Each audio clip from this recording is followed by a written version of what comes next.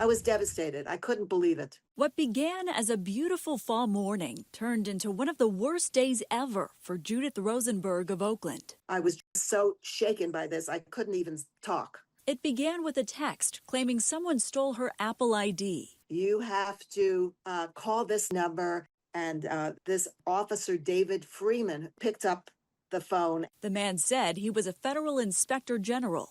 He texted this photo saying it was his badge and ID. And he said Judith was in big trouble. He said criminals had taken out at least 9 different accounts using my name and my social security number, and that they had set up all sorts of drug cartels. Then he started saying, have you noticed anybody trying to follow you around? The whole thing was just very scary. And he said, now calm down, calm down. The man said Judith had to quickly move her money into a protected account. Go to the bank, and I want you to keep your phone on in your purse so I could hear the conversations. The man swore her to secrecy as she drove to Bank of America in Oakland and requested a cashier's check for $63,000. And the teller asked me, is anybody forcing you to do this? So I sort of nodded no. And all of a sudden, they gave me this cashier's check. Judith was supposed to deposit the check at Citibank, but tellers there got suspicious and turned her away. The man on the phone got angry.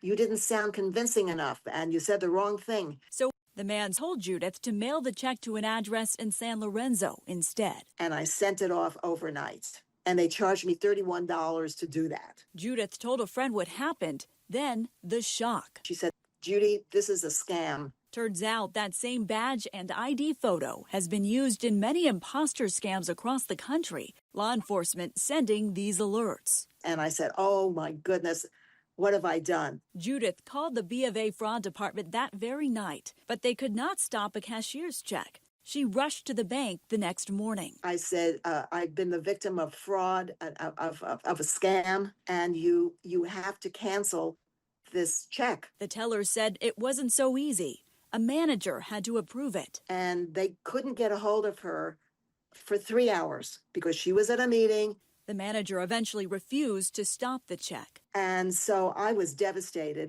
But the bank said she could declare the check as stolen. That could stop the payment. The bank said, come back. It was a race against time.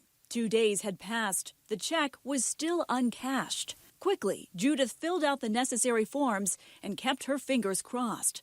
But it was too late. Friday morning, they called me to say, oh, we're so sorry, but they just cashed the check. So 7 on Your Side contacted Bank of America, asking why the bank did not act quicker to stop the thieves from cashing that check. Bank of America looked into the case, and soon after, Judith got a call. I am stunned. Bank of America restored all $63,000 into Judith's bank account, telling us, we reviewed the circumstances of this situation and will fully reimburse our client in this matter. I was very grateful that they are willing to do this, and I am very grateful to you and your team on 7 on Your Side. So thank you from the bottom of my heart.